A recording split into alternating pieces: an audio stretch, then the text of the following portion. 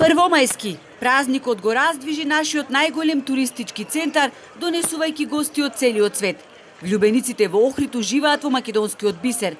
Покрај домашните, најбројни се гостите од опкружувањето, а забележливо е присуство и на гости од многу европски земји. Широка насмевка ги краси лицата на странските туристи, чиј пат ги навел во Охрид. И 1. мај и Ускрс, спојиќемо обедва. Првомајски и Великденски ќе престојуваме овде во Охрид. Си ги споивме празниците. Ги сумираме првите впечатоци, делува преубаво, а се чувствуваме како дома. We are very happy that we are here and Срекни сме што одлучивме да дојдеме од родната Полска за да ги доживееме убавините на Охрид. Ќе останеме само 3 дена, но ветуваме дека ќе дојдеме пак. Ефтино е, поволно е, зошто да не? Де се купат? Где е купање? Где е плажа? Каде се бањата, каде се плажите? Овде на кеот пишува дека е забрането, но ако вие велите дека може, ќе се освежам во езерските води на Охрид. Да дојдам во Охрид, а да не се избањам, исто како да не сум дошол.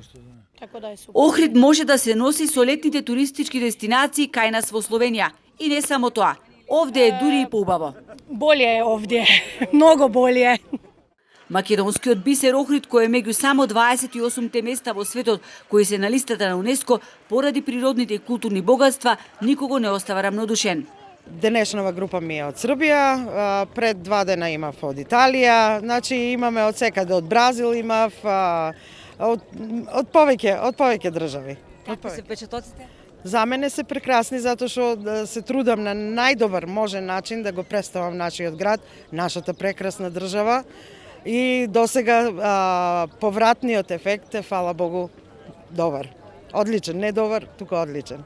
Влюбениците во Охрид ја вдишуваат убавината на големото синило, крстарејќи по езерската шир.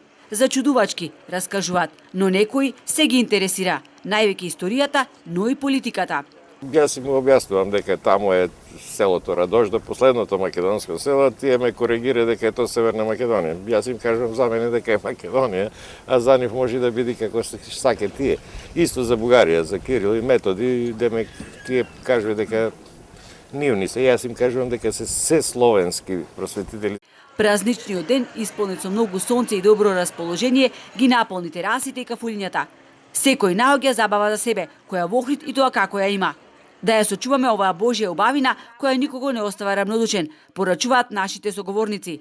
Ако првомајските празници се репер за успешноста на престојната туристичка сезона, градот по Самоиловата тврдина оваа година ќе биде полн со гости.